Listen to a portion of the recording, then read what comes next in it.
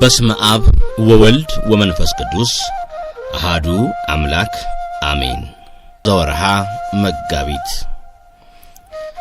በዚህች ዕለት ከ12ቱ ሐዋርያት የአንዱ የሐዋርያው ቅዱስ ማትያስ የዕረፍቱ መታሰቢያ ሆነ። የእንዴናው መኮንን ቅዱስ አርያኖስ በሰማዕትነት አረፈ። የእስክንድርያ ሊቀ ጳጳሳት ቅዱስ አባት አባ ዮልዮስ አረፈ።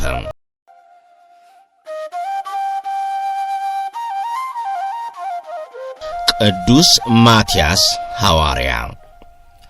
በዚህችም ዕለት በአስቆሮቱ ይሁዳ ፈንታ የተሾመ ከ12ቱ ሐዋርያት የአንዱ ሐዋርያ የማትያስ የዕረፍቱ መታሰቢያ ሆነ። ይህም ሰውን ወደሚበሉ ሰዎች አገር ወንጌልን ይሰብክላቸው ዘንድ በሄደ ጊዜ ወዲያውኑ ይዘው ዓይኖቹን አውልቀው አሰሩት። ምግባቸው የመጻተኛ ሰው በድን ስለሆነ ልማዳቸውም እንዲህ ነው።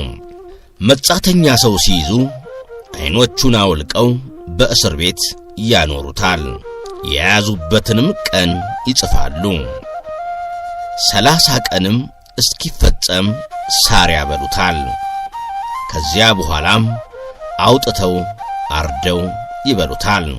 ሐዋርያ ማትያስም ታስሮ ሳለ 30ው ቀን ሳይፈጸም በጌታችን ትእዛዝ ሐዋርያው እንድርያስ ወደ እርሱ ደረሰ። የአገሩ ሰዎች የሚሰሩትን ክፉ ሥራ አይቶ አደነቀ፣ እጅግም አዘነ።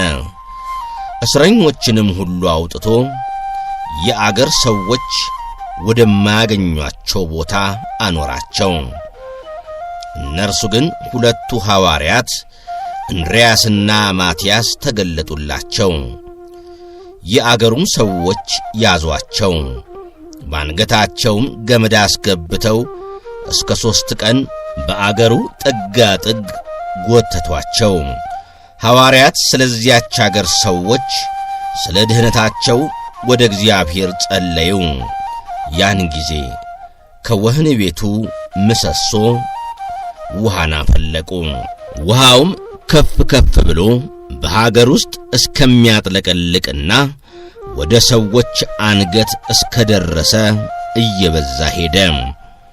በተጨነቁና የሕይወታቸውን ተስፋ በቆረጡ ጊዜ ወደ ሐዋርያት መጡ። በፊታቸውም ኀጢአታቸውን እየተናዘዙ አለቀሱ። ሐዋርያትም በክብር ባለቤት በጌታችን ኢየሱስ ክርስቶስ እመኑ፣ እናንተም ትድናላችሁ አሏቸው። እሊያ ሁሉም በክብር ባለቤት በጌታችን አመኑ።